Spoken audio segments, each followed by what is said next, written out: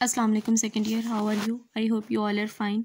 Today we are going to discuss about the median and posterior lobe of pituitary gland, and we have read in the previous lectures that pituitary gland has total of 3 lobes, 3 portions हैं उसके, ठीक है। उसमें हमने anterior lobes के hormones को discuss कर लिया था, ठीक है। और आज पोस्टीरियर और मीडियन दोनों लोब्स के हार्मोन्स को हम लोग डिस्कस करेंगे। तो सबसे पहले मीडियन लोब के हार्मोन्स को डिस्कस करेंगे। तो पहली बात ये कि जो हार्मोन मीडियन लोब रिलीज़ करता है उस हार्मोन का नाम है मेलानोफोर स्टिमुलेटिंग हार्मोन, ठीक है, MSH, मेलानोफोर स्टिमुलेटिंग हार्मोन। ये मीडियन लोब रिलीज़ करता है। तो इसकी रिलीज़ होती कहाँ से है? तो हमें पता है कि पोस्टीरियर लोब जो है वो हाइपोथैलेमस के साथ अटैच्ड होता है। हाइपोथैलेमस के साथ अटैच्ड होने की वजह से जितने भी पोस्टीरियर लोब के हार्मोन्स हैं वो सब के सब हाइपोथैलेमस से ही रिलीज़ होते हैं, ठीक है। तो ये भी हाइपोथैलेमस से रिलीज़ होता है। अच्छा, एक्सटर्नल फंक्शन को डिस्कस करने लगे हैं, ठीक है। तो फंक्शन को डिस्कस करने से पहले हमें पता है कि हमारी स्किन पर जो है अल्ट्रावायलेट रेज जो रेडिएशंस जो सन से आती हैं, ठीक है, वो हमारी स्किन को डैमेज करती हैं, ठीक है। तो जब ये अल्ट्रावायलेट रेडिएशंस सूरज से आती हैं तो उस वक्त क्या होता है कि हमारी स्किन के अंदर इस तरह के सेल्स प्रेजेंट है जो कि इस रेडिएशन से डैमेज होने को स्किन को बचाते हैं, ठीक है। तो आप ये भी कह सकते हैं कि हमारी बॉडी के अंदर जो सेल्स इन रेडिएशन से स्किन को प्रोटेक्ट करते हैं वो कहलाते हैं मेलानोसाइट्स, ठीक है। साइट्स का मतलब होता है सेल्स। तो इन रेडिएशन जो एक्सटर्नल लाइट का यही मतलब है कि जो सूरज से रोशनी आ रही होती है उस रोशनी के अंदर अल्ट्रावायलेट रेडिएशंस होती हैं, ठीक है। तो अल्ट्रावायलेट रेडिएशंस हमारी स्किन के लिए नुकसानदेह होती हैं। उन अल्ट्रावायलेट रेडिएशंस के डैमेज से स्किन को बचाने के लिए हमारी स्किन के अंदर जो सेल्स प्रोड्यूस होते हैं वो मेलानोसाइट्स होते हैं। और मेलानोसाइट सेल्स उस वक्त एक्टिवेट होते हैं जब ये हार्मोन मेलानोफोर स्टिमुलेटिंग हार्मोन रिलीज होता है, ठीक है। आप ये भी कह सकते हैं कि मेलानोसाइट्स जो हैं ये स्किन के सेल्स हैं और ये they work as a protector of skin, ठीक है। बल्कि आप इसको ये भी कह सकते हैं कि चले मैं आगे बताती हूँ, ठीक है। तो अल्ट्रावायलेट रेडिएशंस जब सन से आती हैं तो वो दे मे हार्म स्किन, ठीक है, स्किन को हार्म कर सकती हैं। तो उस वक्त क्या होता है कि मेलानोफोर स्टिमुलेटिंग हार्मोन अपना जो ये सिक्रीट होता है और एक्टिवेट कर देता है ये मेलानोसाइट्स को, ठीक है। तो मेलानोसाइट्स क्या करेंगे? ये मेलानोसाइट्स होते क्या हैं? ये स्पेशल पिगमेंट्स होते हैं, they are in brown colour, ठीक है। तो ब्राउन कलर में होते हैं ये और ये एक पिगमेंट प्रोड्यूस करते हैं जिनको हम लोग बोलते हैं मेलानिन, ठीक है। तो मेलानिन प्रोड्यूस करते हैं जो कि ब्राउन कलर की होती है और मेलानिन एक्ट करती है एज नेचुरल सन ब्लॉक। हम लोग जब बहुत ज़्यादा ये टेम्परेचर ज़्यादा बाहर होता है तो हम लोग स्किन को प्रोटेक्शन के लिए सन ब्लॉक का इस्तेमाल करते हैं, ठीक है। तो मेलानिन एक नेचुरल सन ब्लॉक है जो कि हमारी स्किन के अंदर बनता है और सूरज से हमें प्रोटेक्ट करता है, ठीक है। अच्छा, दूसरी बात ये कि जो मेलानिन होता है वो ब्राउन कलर का होता है। दैट्स वाई जो लोग ज़्यादातर सूरज की रोशनी में बैठते हैं उनके कलर जो स्किन का कलर होता है वो ज़्यादा डार्क होता है। या फिर एक और आप जो डार्कर लोग होते हैं, फॉर एग्जांपल साउथ अफ्रीकन है, ये इस तरह के जो लोग होते हैं, ठीक है, तो उनके कलर कितने ज़्यादा डार्क होते हैं तो उनके अंदर मेलानिन की प्रोडक्शन बहुत ज़्यादा होती है। और बाय द वे मेलानिन एक अच्छी चीज़ है, ठीक है। मतलब अगर स्किन में हो तो ज़्यादा इसकी प्रोडक्शन हो तो ये बहुत सारे स्किन के प्रॉब्लम से हमें बचा के रखती है, ठीक है। क्योंकि डेफिनेटली सारे स्किन के प्रॉब्लम्स और ये सूरज की रोशनी की वजह से काफ़ी स्किन के प्रॉब्लम्स होते हैं रेडिएशंस की वजह से, तो डेफिनेटली मेलानिन होगी तो वो उसे बचाएगी, ठीक है। तो क्या प्रोसेस है मैं दोबारा से एक दफ़ा बता देती हूँ आपको कि मेलानोफोर स्टिमुलेटिंग हार्मोन रिलीज़ कहाँ से होगा? हाइपोथैलेमस से रिलीज़ होगा और ये बॉडी के अंदर सेल्स को एक्टिवेट करेगा जिसे हमने कहा था मेलानोसाइट्स। मेलानोसाइट्स एक पिगमेंट प्रोड्यूस करेंगे जिसको बोलते हैं melanin which is brown in colour, ठीक है। और ये एक्ट करेगा as a natural sun block. इसी वजह से कहते हैं कि मेलानिन डार्कन्स द स्किन, ठीक है। अब जैसे जैसे हम जितने भी हार्मोन स्टडी करेंगे तो हमने उसके अंदर ये भी देखना है कि अगर उसकी हाइपर सिक्रीशन होगी तो बॉडी के अंदर क्या चेंजेस आएंगे और अगर उसकी हाइपो सिक्रीशन होगी तो बॉडी के अंदर क्या चेंजेस आएंगी। हाइपर सिक्रीशन मतलब अगर वो एक्सेस अमाउंट में प्रोड्यूस हो रहा है तब क्या होगा और अगर वो लो अमाउंट में प्रोड्यूस हो रहा है तब क्या होगा, ठीक है। तो अच्छा, हाइपर सिक्रीशन मतलब अगर वो ज़्यादा क्वांटिटी में, मतलब जितना हमें हार्मोन चाहिए अगर उतनी क्वांटिटी में वो प्रोड्यूस नहीं हो रहा बल्कि उससे ज़्यादा में प्रोड्यूस हो रहा है तो क्या होगा? तो आपने अक्सर ये जो प्रेगनेंसी होती है तो उस वक्त बॉडी के ऊपर ब्लैक कलर के स्पॉट्स बन जाते हैं, ठीक है, अराउंड द ये जो बेली के एरिया होता है वहाँ पे। तो अब वो जब ज़्यादा सिक्रीशन हो जाती है उस, और ड्यूरिंग प्रेगनेंसी ज़्यादा ही सिक्रीशन होती है, ठीक है, तो उस वक्त ज़्यादा सिक्रीशन की वजह से स्किन के ऊपर ब्लैक कलर के स्पॉट्स बन जाते हैं। ब्लैक कलर के स्पॉट्स क्यों बनते हैं? क्योंकि आपको पता है कि मेलानिन ब्राउन कलर का होता है, ठीक है। उसके अलावा एडिसन डिजीज़ कॉज हो जाती है अगर इस हार्मोन की प्रोडक्शन ज़्यादा हो, किसकी? MSH, मेलेनोफोर स्टिमुलेटिंग हार्मोन, ठीक है। तो एडिसन डिजीज़ हो जाती है। एडिसन का क्या मतलब होता है कि जो एड्रीनल कॉर्टेक्स होता है ना, उसको ये डैमेज करती है। एड्रीनल कॉर्टेक्स किस चीज़ का हमने पीछे पढ़ा था? एड्रीनल ग्लैंड्स, ठीक है। एड्रीनल ग्लैंड्स, बल्कि हमने एड्रीनल ग्लैंड्स नहीं पढ़ा था, लेकिन हमने इसका वो पढ़ा था, एड्रीनोकॉर्टिको वाला जो हार्मोन था वो हमने पढ़ा था, ठीक है। तो एड्रीनल कॉर्टेक्स मतलब मैंने आपको बताया था कि एड्रीनल एक ग्लैंड होता है, ठीक है। तो उसके 2 पोर्शन होते हैं, ऊपर वाला कॉर्टेक्स की लेयर होती है और अंदर वाला मेडुला की लेयर होती है, ठीक है। तो ये कॉर्टेक्स की एरिया को डैमेज कर देता है, और इस डैमेज ये जो करता है, इसकी डिजीज़ को हम लोग बोलते हैं एडिसन डिजीज़। यहाँ पर भी यही लिखा हुआ है कि डिस्ट्रक्शन होती है ऑफ एड्रीनल कॉर्टेक्स, ठीक है। ये था मीडियन लोब का हार्मोन, और एक ही हार्मोन है इसका, मेलिनोफोर स्टिमुलेटिंग हार्मोन। फंक्शन क्या था इसका कि ये सन्स की रेडिएशन से स्किन के जो डैमेज होता है ये उसको प्रोटेक्ट करता है, ठीक है।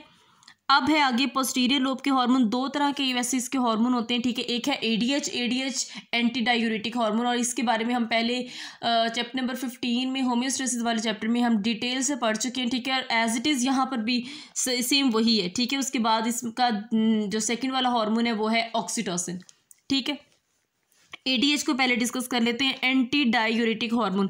अच्छा, नाम से पता चल रहा है कि एंटी डायूरेटिक, यूरेटिक मतलब यूरिनरी सिस्टम से वर्ड आया, एंटी मतलब ऑपोजिट, ठीक है। होता क्या है कि ये जो ADH है ये ब्लड के प्रेशर को कंट्रोल करता है, ठीक है। अगर हमने जब उस वक्त पढ़ा था तो ADH का हमने यही फंक्शन पढ़ा था कि जब किडनी के अंदर यूरिन की प्रोडक्शन हो रही होती है, तो अगर बॉडी के अंदर यूरिन की ज़्यादा डाइल्यूटेड यूरिन प्रोड्यूस हो रहा हो तो डेफिनेटली बॉडी के अंदर वाटर की डेफिशिएंसी हो जाती है, ठीक है। उस डेफिशिएंसी को ये पूरा करने के लिए ADH काम करता है, यूरिन से वापस वाटर को रीएब्जॉर्ब करता है और ब्लड में लेके जाता है, ठीक है, जिससे बॉडी की वाटर डेफिशिएंसी वो है वो पूरी हो जाती है, ठीक है। तो अगर बॉडी के अंदर ब्लड का प्रेशर लो है, ठीक है, और ब्लड का प्रेशर लो क्यों होता है? अगर उसके अंदर पानी की कमी हो जाए, ठीक है, तो उस वक्त क्या होता है, ये जो पानी की कमी हो जाती है इसको एक तो बोलते हैं ओस्मो प्रेशर, ठीक है। जब बॉडी के अंदर ओस्मो प्रेशर होगा तो ओस्मो रिसेप्टर काम करना स्टार्ट कर देंगे। ओस्मो रिसेप्टर क्या है? हाइपोथैलेमस। हाइपोथैलेमस रिलीजिंग फैक्टर को एक्टिवेट करेगा और posterior lobe of pituitary gland को एक्टिवेट करेगा। पिट्यूटरी ग्लैंड जो है वो अपना पोस्टीरियर लोब का हार्मोन जिसे हमने कहा ADH, उसको ये एक्टिवेट करेगा। ADH आगे ब्लड पर काम करेगा और नेफ्रॉन, हमने ये देखा था कि यूरिन की प्रोडक्शन कौन सा पार्ट करता है? नेफ्रॉन करता है, ठीक है। जब हम लोग पूरा नेफ्रॉन का स्ट्रक्चर पढ़ते हैं, और आपको अगर याद हो, आप थोड़ा सा इसके स्ट्रक्चर को रिकॉल करें, तो उसमें हमने ये देखा था कि लास्ट वाले पार्ट को हमने कलेक्टिंग डक्ट कहा था, और कलेक्टिंग डक्ट से ही वापस रीएब्जॉर्प्शन होती है पानी की, ठीक है। तो क्या होगा कि अगर बॉडी के अंदर पानी की डेफिशिएंसी हो जाएगी तो ADH नेफ्रॉन पर एक्ट करेगा। नेफ्रॉन के किस पार्ट पर? लास्ट वाले पार्ट पर। लास्ट वाला पार्ट कौन सा था? कलेक्टिंग डक्ट, ठीक है। वहां से ये पानी को रीअब्सॉर्ब करेगा, वापस ब्लड में लेके जाएगा। जैसे ही वापस ब्लड में लेके जाएगा, ब्लड का प्रेशर दोबारा से, ब्लड का वॉल्यूम इंक्रीज हो जाएगा और वहां पर मेंटेनेंस हो जाएगी ब्लड के प्रेशर की, ठीक है।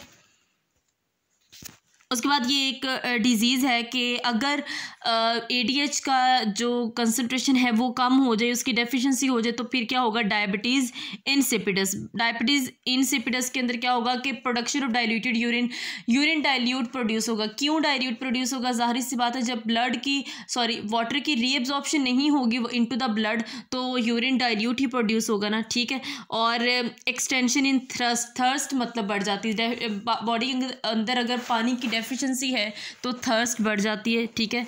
तो ये वाली जो कंडीशन है उसको बोलते हैं डायबिटीज़ इंसिपिडस, ठीक है। जो अगला हार्मोन पोस्टीरियर लोब से रिलीज होता है उसको बोलते हैं ऑक्सीटोसिन, ठीक है। रिलीज कहाँ से होता है, या मतलब रिलीज किस वक्त होता है, ये स्टिमुलेट ये किस वक्त होता है? जब डिस्टेंशन ऑफ सर्विक्स होती है। अब डिटेंशन ऑफ सर्विक्स क्या होती है, ठीक है। ये हमारी बॉडी का जो लास्ट पार्ट होता है उसको बोलते हैं सर्विक्स, ठीक है। और सर्विक्स का जो लास्ट वाला पार्ट है, अगर ये मतलब एक पार्ट है लेकिन दो हिस्सों पर कंसिस्ट करता है, वो दोनों हिस्सों जब सेपरेट हो जाते हैं या डिस्टेंस उसमें आ जाता है तो उस वक्त ये हार्मोन जो है वो रिलीज होता है। समझ लगी? अच्छा, हम लोगों ने यूरिनरी सिस्टम के अंदर यूट्रस पढ़ा था, ठीक है। यूट्रस वो बॉडी का पार्ट होता है फीमेल्स के अंदर स्पेशली जिसके अंदर फीटस की डेवलपमेंट होती है, और फीटस वो पार्ट होता है जिसके अंदर बेबी की डेवलपमेंट होती है, ठीक है। तो बिल्कुल यूट्रस के बाद वाला जो हिस्सा होता है उसको हम लोग बोलते हैं सर्विक्स, और सर्विक्स के बाद आती है विजाइना, ठीक है। तो ये फीमेल के अंदर होते हैं, ठीक है। अच्छा, अब इसने काम क्या करना है कि जब होता है ड्यूरिंग बर्थ, ठीक है, ड्यूरिंग बर्थ ये काम करेगा और प्रोजेस्टेरोन के लेवल को ये कम करेगा या ज़्यादा करेगा, उसको ये सारा कंट्रोल करेगा, ठीक है। और मतलब ये इस तरह से काम करेगा कि जब बेबी की बर्थ होनी होती तो उस वक्त ये ज़्यादा एक्टिवेट होगा। वो किस तरह से ये क्या करता है, ये यूट्रस के मसल्स के ऊपर ये एक्ट करेगा, ठीक है। यूट्रस के मसल्स कॉन्ट्रैक्ट और रिलैक्स करेंगे जिससे बर्थ होगी बेबी की, ठीक है। या ये सकलिंग ऑफ मिल्क, जो फीमेल्स के अंदर मिल्क की इंजेक्शन होती है तो ये इस चीज़ को भी रेगुलेट करता है, ठीक है। उसके बाद इसका फंक्शन क्या है वही मैंने आपको बता दिया कि यूट्रस की जो वॉल्स होती है उसके स्मूथ मसल्स को कॉन्ट्रैक्ट और रिलैक्स करता है, ठीक है, और जिससे बेबी की बर्थ होती है, ठीक है। उसके अलावा ये मिल्क की इंजेक्शन भी करता है in the females from mammary glands. अच्छा, उसके बाद कुछ ये गट के हार्मोन्स हैं, ठीक है। ये आपके बुक के ऊपर बाद में टॉपिक आता है लेकिन मैं आपको पहले पढ़ा रही हूँ क्योंकि ये शॉर्ट सा है और इजी है, ठीक है। हार्मोन्स गट के जो है बहुत सारे गट के अंदर हार्मोन्स होते हैं। गट क्या होती है, पहली बात ये, गट हमारी जो ये डाइजेस्टिव सिस्टम का मेन पार्ट होता है उसको बोलते हैं गट, ठीक है। तो उसके अंदर जो काफ़ी ज़्यादा ऐसे पार्ट्स होते हैं जो कि एज अ एंडोक्राइन ग्लैंड्स काम करते हैं, ठीक है। तो एंडोक्राइन ग्लैंड्स जो गट के अंदर हैं वो दो तरह के हार्मोन सिक्रीट करते हैं, एक को बोलते हैं गैस्ट्रिन और दूसरे को बोलते हैं सिक्रेटिन, ठीक है। अच्छा, अब सबसे पहले गैस्ट्रिन कहाँ से होता है? अच्छा, टोटल जो हमारा डाइजेस्टिव सिस्टम उसकी 3 लेयर्स होती हैं। इनर मोस्ट लेयर को बोलते हैं म्यूकोजल लेयर, ठीक है। टोटल कितनी होती हैं? 3 होती हैं। इनर मोस्ट को बोलते हैं म्यूकोजल लेयर, ठीक है। तो म्यूकोजल लेयर जो अच्छा कहाँ पर होती है, हमारी जो स्टमक जहाँ से स्टार्ट होता है जहाँ पर एंड होता है, एंड वाले रीजन को बोलते हैं पाइलोरिक रीजन। पाइलोरिक रीजन की जो म्यूकोजल लेयर होती है वहाँ से ये गैस्ट्रिन हार्मोन जो है वो प्रोड्यूस होता है, ठीक है। अब इसका फंक्शन क्या होता है, ये सबसे पहले गैस्ट्रिक ग्लैंड पर एक्ट करेगा और गैस्ट्रिक जूस प्रोड्यूस करेगा। और आपको पता है गैस्ट्रिक जूस क्या करता है कि ये प्रोटीन्स की डाइजेशन करता है, ठीक है, और ये इसका फंक्शन होता है। उसके बाद है सिक्रीटिन हार्मोन। सिक्रीटिन हार्मोन जब अच्छा उस जो इंटेस्टाइन है उसके बाद स्टमक के बाद फ़ौरन से फूड जाती है स्मॉल इंटेस्टाइन के अंदर। स्मॉल इंटेस्टाइन 3 हिस्सों पर कंसिस्ट करती है, उसमें से जो दूसरा हिस्सा है उसको बोलते हैं ड्यूडेनम, ठीक है। तो जब स्टमक में जो फूड डाइजेस्ट हो रही होती है तो उसमें से कुछ HCl भी ऐड होता है, ठीक है। तो फूड एसिडिक हो जाती है। जब फूड एसिडिक फूड जाती है ड्यूडेनम के अंदर तो उस वक्त ड्यूडेनम से ही ये सिक्रीशन होती है, ठीक है, और वहाँ से ये हार्मोन सिक्रेटिन जो है वो रिलीज़ होता है, ठीक है। तो जब ये फूड और उसकी एसिडिटी को कम करने के लिए होता है, ठीक है। उसके अलावा पेंक्रियाज पर ये एक्ट करता है ताकि वो पेंक्रियाटिक जूस को रिलीज़ करें और वो भी डाइजेशन में हेल्प करता है। उसके अलावा फूड के कंपोनेंट्स को डाइजेस्ट करता है। लिवर पर ये एक्ट करता है ताकि आपको पता है कि लिवर बाइल पर जूस प्रोड्यूस करता है और बाइल का फंक्शन होता है इमल्सिफिकेशन। इसी तरह से स्टमक पर ये एक्ट करता है ताकि वो गैस्ट्रिन की प्रोडक्शन को इंक्रीज़ कर सके, ठीक है। और गैस्ट्रिन आगे क्या करेगा, गैस्ट्रिक जूस प्रोड्यूस करेगा और प्रोटीन की डाइजेशन होगी, ठीक है। तो ये हार्मोन्स आपने करने हैं। अल्लाह हाफिज़।